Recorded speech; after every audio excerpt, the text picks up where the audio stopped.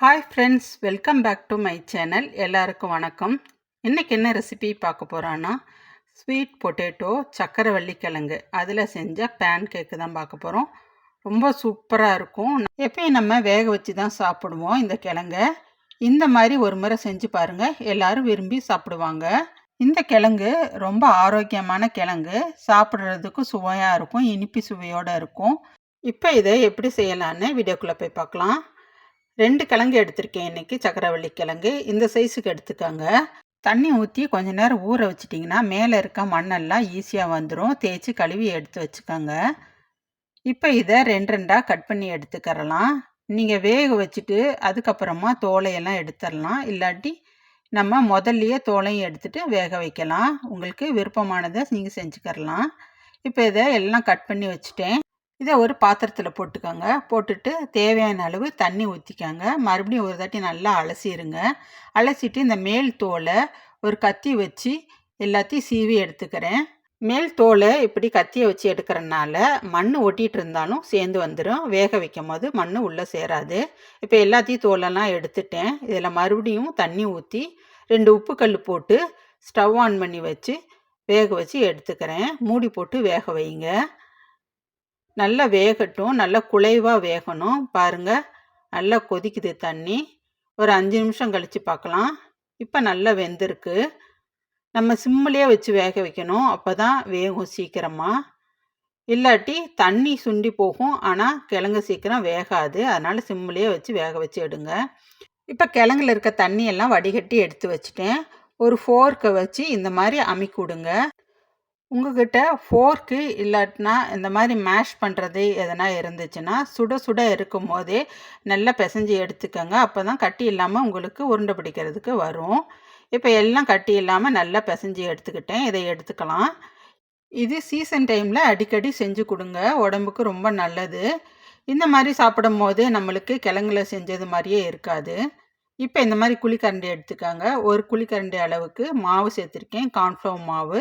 இதை முதல்ல போட்டு அந்த சூட்லேயே நல்லா பிசைஞ்சிட்டு இன்னும் 1/4 கரண்டி போட்டு இன்னும் நல்லா பிசைஞ்சு விடுங்க, எல்லா இடமும் படுற மாதிரி. இந்த சூட்லேயே அந்த மாவு வெந்துடும். இப்போ எல்லாம் பிசைஞ்சு எடுத்துட்டு கொஞ்சம் போல் ஜீனி சேர்த்துக்கோங்க. உங்களுக்கு ஜீனி வேண்டாம், அந்த கிழங்குல இருக்கிற இனிப்பே போதும்னா விட்டுருங்க. இது இப்படி போடுறதுனால லேசாக அவங்களுக்கு ப்ரௌன் கலர் வரும். அதுக்கு தான் இந்த ஜீனி சேர்க்கறது. இல்லை இனிப்பு பத்தலைன்னாலும் ஜீனி போடும் போது அது ஈக்குவலாக இருக்கணும். இப்போ இதையெல்லாம் நல்லா பிசைஞ்சாச்சு. இந்த மாதிரி உருட்டிக்கிட்டே இருந்தீங்கன்னா நீல வாக்கில் வரும்.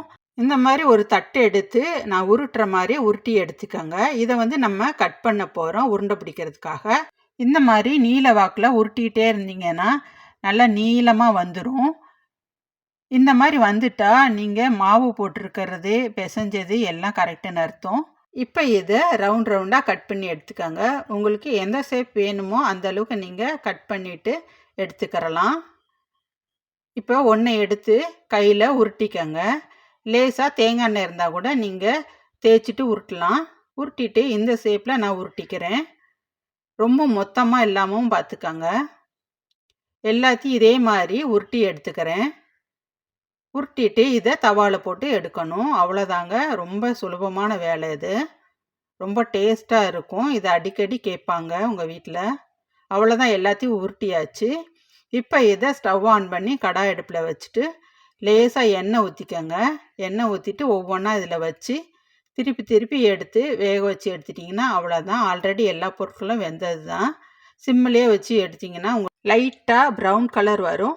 அந்த சமயத்தில் லேசாக கருப்பு எள்ளு இல்லை வெள்ளை எள்ளு சேர்த்துட்டு மறுபடியும் திருப்பி போட்டுட்டு ஸ்டவ்வை ஆஃப் பண்ணி விட்டுருங்க. சூப்பரான ஈவினிங் ஸ்நாக்ஸு ரெடி ஆயிருங்க உங்களுக்கு. ரொம்ப வித்தியாசமான ஸ்நாக்ஸாக இருக்கும் இது. சாப்பிட அவ்வளோ டேஸ்ட்டாக இருக்கும். இந்த மாதிரி அடிக்கடி செஞ்சு கொடுத்தீங்கன்னா உங்கள் வீட்டில் விரும்பி சாப்பிடுவாங்க. வித்தியாசமாகவும் இருக்கும்.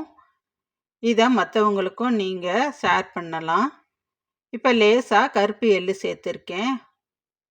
சேர்த்துட்டு அதையும் ஒரு தாட்டி திருப்பி போட்டுட்டிங்கன்னா அந்த எள்ளு பொரிஞ்சிரும். இதோடு சாப்பிடும்போது எள்ளு வாசனையும் டேஸ்ட்டும் இருக்கும். ரொம்ப நல்லாயிருக்கும். பாருங்கள், கலர்ஃபுல்லாக ஸ்வீட் பொட்டேட்டோ பேன்கேக் ரெடி ஆயிடுச்சுங்க. கண்டிப்பாக நீங்களும் ட்ரை பண்ணி பார்த்துட்டு எப்படி இருக்குன்னு சொல்லுங்கள். இந்த லீவ் டைமில் எல்லாருக்கும் செஞ்சு கொடுத்து நீங்களும் சாப்பிட்டு பார்த்து எப்படி இருக்குன்னு கமெண்ட் பண்ணுங்கள். இது நல்லா ஸ்வீட்டாக இருக்கனால சின்ன பிள்ளைங்க எல்லாரும் விரும்பி சாப்பிடுவாங்க. இந்த வீடியோ உங்களுக்கு பிடிச்சிருந்துச்சுன்னா லைக் பண்ணுங்கள், ஷேர் பண்ணுங்கள், சப்ஸ்கிரைப் பண்ணுங்கள். தேங்க்யூ.